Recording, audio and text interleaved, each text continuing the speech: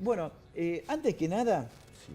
algo que nos ha preocupado con Ori fue no conocer un término y sentirnos identificados, como si fuera poco. Como si para colmo. Para colmo, movimiento Occupy. Occupy Wall Street. En realidad es Ah, el término general, Occupy es el genérico. sí, Significa ocupa. bien. Viene, digamos, de la idea de ocupar espacio justamente, o sea, no es muy complicado de Sí. traducir, pero el sentido ya lo vamos a ir explorando en los pocos minutos que nos quedan. Sí, sí, sí, sí. Bien, mira. Y sin mate encima. Y sin mate para colmo. Bueno, como sabemos, estos días pasados fueron de bastante ebullición en términos sociales y políticos dentro de Argentina. Por un lado, por lo que se conoce como la corrida del dólar, o sea, básicamente que fluctuaron los mercados, digamos, centrales, Wall Street y demás, y las inversiones y los bonos dentro de lo que es el territorio argentino hicieron que se dispare por arriba de 24. Y bueno, la economía mundial hoy por hoy y hace varias generaciones viene determinada en realidad por su relación con esta moneda Dólar dependiente. que sigue siendo, digamos, el foco, digamos, que asegura o garantiza la estabilidad de las economías de los diferentes países. Dentro de este marco, se supone que, bueno, se han ido pagando deudas, se fueron vaciando las arcas y para garantizar de que el dólar no se vaya más arriba y por ende deprecie nuestra moneda, que repercute obviamente, básicamente, o sea, habiendo habido, digamos, un aumento, una diferencia del 11% respecto al momento previo a la corrida del dólar y después, significa que el sueldo de todos nosotros se redujo un 10%, un 11%. Ponele. Ponele, se supone que eso inmediatamente empieza a repercutir además en el alza de los precios de absolutamente todos los productos. Claro. Solución... O sea, con lo cual la brecha se hace más se hace más grande, por Claro. supuesto. Solución, entre comillas, planteada por el gobierno nacional actual, solicitar un préstamo, el apoyo a una entidad internacional, que es el Fondo Monetario, y con esto hipotéticamente garantizar un periodo de estabilidad. Bueno, ahora la pregunta de rigor es la que todos me hicieron a mí, te la traslado ahora a vos. ¿Qué es estar en el Fondo Monetario Internacional? ¿Qué le beneficia y qué le perjudica? ¿Cómo funciona? ¿Cómo es el espíritu? ¿Por qué hay tanta resistencia a este paso? Bien, a ver, en primer lugar una breve historia, no solamente del fondo, sino de su primo hermano, podríamos decir, que es el Banco Mundial. Banco Mundial. Ambas son organizaciones que no pertenecen a un país, a un estado, sino que son filiaciones de bancos y de grandes empresas, digamos, multinacionales, que surge por ciertos acuerdos que se realizaron en el año 44 y 45. O sea, estamos hablando de cuando ya se estaba empezando a pensar en el final de la Segunda Guerra Mundial y cuando la Segunda Guerra Mundial ya había terminado, Sí. y existía el objetivo de recuperar los países que habían sido devastados por la guerra dentro del territorio europeo. Claro. Entonces, bueno, los países aliados, llámese Inglaterra, Estados Unidos, se juntan, digamos, no los estados, sino los bancos, para generar un espacio, digamos, en el cual todos aportasen, de alguna forma, crédito para El desarrollo. el desarrollo de esos países que habían sido azotados por la guerra y luego, cuando estos se recuperasen, fuesen devolviendo. Para esas épocas, la economía mundial se basaba en el dólar, como ahora, pero con una diferencia enorme, que existía lo que se llama el patrón oro. Básicamente, que el dinero tenía un correlato material en este metal que garantizaba la estabilidad y el hecho de que ese billete estaba refiriéndose a algo que existe. Sí, se sí. supone que el billete... Que tiene un valor material tangible. Exactamente, o sea que se supone que los billetes refieren a un acervo patrimonial material que realmente es la garantía de ese valor. Bien. Porque el billete papel. es una promesa de un pago de deuda, en realidad, no es ni siquiera algo que O sea, tiene que un no me valor. pagan el sueldo a mí. No, ¿Me prometen que me van a pagar? lo que te están dando básicamente es un vale. Una promesa. Una promesa, es un vale que remite a la posibilidad de algo concreto material. Pero en el año 76, en Estados Unidos, el presidente Nixon de alguna forma lo que hace es privatizar el sistema del dólar y se elimina el patrón oro. A partir de ese momento, el billete es en sí mismo. Patrón oro, me suena a a Harry Potter, a una de las... Más o menos, la Patronus. piedra filosofal. Patronus, sí. Una cosa así. Bueno, al eliminarse el patrón oro, el billete pasa a valer por sí mismo, entre comillas.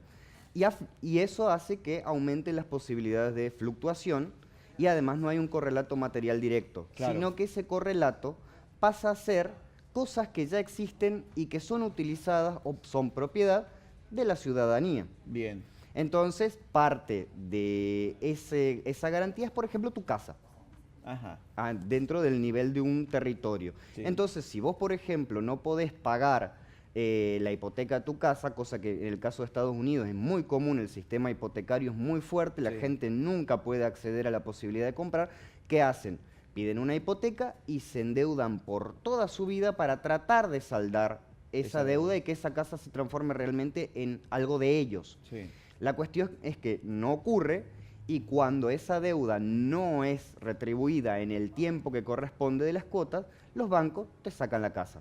Y de esa forma generan el bien material concreto que garantiza ese dinero. O sea, primero se fabrica el dinero, después se le roba a la gente para garantizar el valor y a su vez se vuelve a invertir en préstamos que tarde o temprano van a recuperar. ¿Y esto lo puedo trasladar a la escala de Estado? Y ahí lo podés trasladar a la escala de Estado. Y el FMI y el Banco Mundial básicamente realizan eso. Con, en su momento, el patrón oro que garantizaba cierta estabilidad, más allá de que te endeudabas, ahora directamente con intereses que son completamente fluctuantes y además, como se sabe, por ejemplo, hacia el año 2000, estaban manejando el FMI particularmente alrededor de 800.000 millones de dólares. Una cantidad de guita impresionante que para prestártela vos tenés dos formas, o pertenecer al club, digamos, del FMI o el Banco Mundial, cualquiera de los dos, vos podés ser socio y esa membresía que se paga en cuota te permite, por un lado, pedir préstamos automáticos o no serlo, como en el caso de Argentina, luego de todo lo que fue el desastre del 2001, luego se paga esa deuda y a partir de ese momento Argentina no estuvo vinculada al FMI. Sí al Banco Mundial, Sí. pero no al FMI. Sí, al primo. Claro, sí al primo. Básicamente es un problema similar. O esto, pero cuando vos no sos miembro y pedís un crédito, ellos te exigen ciertas garantías o ciertas cosas que vos tenés que realizar para de alguna manera demostrarle que vos le vas a pagar. O sea, la receta. La receta es básicamente reducción del gasto público y lo cual va a repercutir, y bueno, y una reducción del déficit fiscal, etcétera. O sea, gastar menos Sí. es la idea. La cuestión es que dentro de nuestro sistema vertical y jerárquico, eso siempre repercute en las clases más bajas, no en la clase alta. Incluso a la clase alta le funciona mejor por el tema de que normalmente ellos invierten en deuda que eventualmente se cobran de esos mismos préstamos. Claro. Entonces, el Estado pide un préstamo al FMI y con ese dinero paga a los que tienen comprada la deuda, que son mecanismos supuestamente como para patear el pago más adelante. Entonces entra el dinero va a los grandes empresarios y en realidad no se ve reflejado ni garantiza ningún tipo de solución para el Estado, la sociedad, el territorio que pidió el préstamo. Claro. A ver, entonces, de todo esto, quiere decir de que la posibilidad de que se la lleven un grupo de grandes empresarios Es lo que entró absoluta. y que no lleguen jeringa al Hospital San Juan Bautista es real. Es real, concreta y no es la primera vez que pasa. El caso de Occupy Wall Street justamente es cuando les pasó en casa. Entre el año 2008 y 2011 hubo como efectos incluso rebote de lo que fue la crisis del 2001 acá y en otros países del mundo. En Estados Unidos directamente hubo lo que se llama la Gran Recesión, donde sobre todo empezaron a querer tapar deuda salvando a los bancos y no a la gente endeudada. Entonces, esta crisis que disparó el dólar dentro del propio territorio y empezó a generar falta de confianza en la moneda, hizo que se empiecen a expropiar recursos a la gente directamente para salvar al banco en vez de salvar a las personas. Esto llevó a una gran movilización que empezó con 20.000 personas convocadas, y ahí contrariando un poco la idea de los peligros del Internet que veíamos hoy cuando se hablaba del tema de la trata. Al revés, funcionó como la herramienta catalizadora para juntar y llevar a la calle a la gente, y en particular un grupo de gente que en realidad no se sabe quién son, que son conocidos como Anonymous. El logo es la máscara de este personaje de la película V de Vendetta, V de Venganza. Lo tomaron, un personaje sin rostro, puede ser cualquiera, y básicamente son activistas de internet, hackers, grandes conocedores de la computación, que empezaron a filtrar información sobre cómo se estaba usando este dinero y qué efectos tenía, y se empezó a publicar. Esto llevó a grandes manifestaciones que duraron meses y meses dentro del territorio de Estados Unidos, exigiendo, por un lado, el tema de la condonación de la deuda, si se llamaba, el no pago a estas grandes entidades, pero además un montón de otros aspectos que nunca se hicieron explícitos, y era una crítica que le hacían los poderosos a este movimiento. Le decían: ustedes no nos están diciendo qué es lo que quieren, que es la forma tradicional de generar una protesta, o en todo caso de la relación en la cual se produce este ida y vuelta. La cuestión es que la movilización, que terminó llevando a millones de personas a la calle, incluso viviendo en carpas, porque el objetivo, ocupar, era ir a los centros de poder y bloquearlos. Lugares donde había reunión, lugares donde se toman las decisiones políticas y económicas, Wall Street como Sí. el lugar paradigmático, pero se realizó la un cuestión montón. era visibilizar el enojo. La desigualdad social, el enojo, y sobre todo en grandes reuniones donde se iban a tomar grandes pasos a hacer bloqueos pacíficos para impedir que estas personas puedan ingresar a tomar esas determinaciones. Entonces, cuando el Estado y los bancos empezaban a decir: bueno, pero ¿ustedes qué quieren?, la respuesta era de alguna manera ninguna.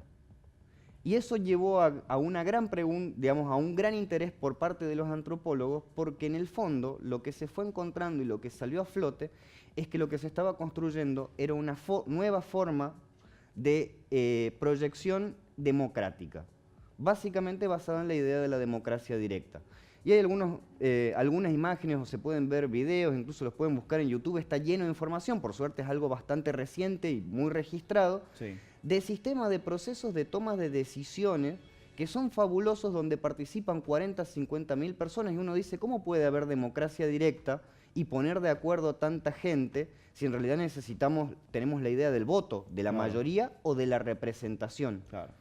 Lo rico de esto fue ese proceso en el cual no solamente se bloquearon estas decisiones que llevaron a que se desinfle un poco esta gran burbuja que había dentro de Estados Unidos, sino también la posibilidad de experienciar y de llevar a cabo formas de toma de decisiones, de procesos democráticos completamente ajenos al sistema, y sobre todo bloqueando la posibilidad de que los poderosos se adelanten y cumplan con las expectativas mínimas como para que ese proceso se disipe. Objetivo final, no podemos llegar a saberlo a largo plazo, es cambiar el mundo. Claro. De alguna forma, cambiar nuestra estructura de relaciones políticas y económicas y sociales. A corto plazo, lograron hacer que se retire el FMI, que se retire el Banco Mundial, que se eviten un montón de desahucios, de gente abandonada en la calle y demás. Por supuesto... La humanización de muchas medidas. Exactamente. Por supuesto que no es la solución final, no de ninguna forma ha cambiado el sistema a corto plazo, digamos, en términos estructurales, pero permitió por lo menos dar un montón de aire a gente que ya estaba en las últimas. Sí. Y justamente por culpa de este tipo de préstamo, como el que Argentina, ya librada, vuelve a caer ahora en la situación actual. Básicamente es algo que no puede pasar. Realmente yo creo que cuando Néstor Kirchner en su momento pagó la deuda del FMI, y eso es una opinión netamente personal, lo único que hizo fue salvar la institucionalidad del Estado, pero de ninguna manera logró emancipación de la población argentina respecto a estas instituciones. Salvó la estructura, siendo que realmente producir un cambio o un posicionamiento de independencia y de negación de la autoridad de estos grandes usureros, porque son Sí. eso, es negarse a pagar la deuda. En el caso actual tenemos dos posibilidades, o ya bloquear la posibilidad de que a esa deuda se acceda, o realmente no pagarla. Y es una decisión que debería ser el popular. tema que, y esto también es una opinión personal, estoy pensando en voz alta nada más, ¿no? Entrar a la deuda o no entrar a la deuda, cualquiera de las dos cosas va a tener consecuencias directas del Fondo Monetario Internacional, porque no se van Seguro. a quedar de brazos cruzados si no entramos tampoco. Por supuesto, pero venido acá en este caso, como dicen, el que, No se le va, debo que nada. el que se va sin que lo eche, vuelve sin que lo llamen. Sí. En este caso no fue el Banco Mundial, el FMI el que vino a buscarlo, porque realmente el FMI tampoco es ahora Sí. lo que era hace unos años cuando fue la gran recesión. O sea, Occupy Wall Street logró hacer que el FMI ya no sea una referencia mundial ni que tenga tanto peso. Hoy por hoy son solamente 3 o 4 países del mundo los que tienen crédito al FMI. Nos sumamos nosotros. Es una institución en franca retirada. Y nosotros, al hacer esto, le estamos volviendo a dar fuerza. Te hago una consulta, Leo. ¿Los países limítrofes de nuestro están recurriendo al FMI? No. A otras instituciones, como el Banco Mundial, hay un montón de instituciones bancarias básicamente que generan créditos. Eso sin Bien. la menor duda. La deuda externa argentina virtualmente es impagable, porque se empezó a generar con Bernardino Rivadavia, el Sí. primer presidente de la Argentina. Lindo tipo. Pero el problema es que es impagable porque cada vez que se termina sacándose el peso encima de un crédito, lo que se hace en realidad es pagar los intereses. Claro. Es esclavitud permanente. Bueno, yo creo que nos sirve mucho para reflexionar y marcar un norte, nosotros sin marcar ninguna cuestión política, simplemente contando el génesis o la historia de los acontecimientos. Creemos que estamos dando las herramientas para que la gente piense. No imponemos nada. Y pensar que cuál es el rol dentro de la sociedad de cada uno de nosotros como individuos en términos de lo que significa la participación política y la democracia Sí, realmente. señor. Bueno, Leo, Porque si es unilateral, es como es un poco complicado el decir, bueno, seguro.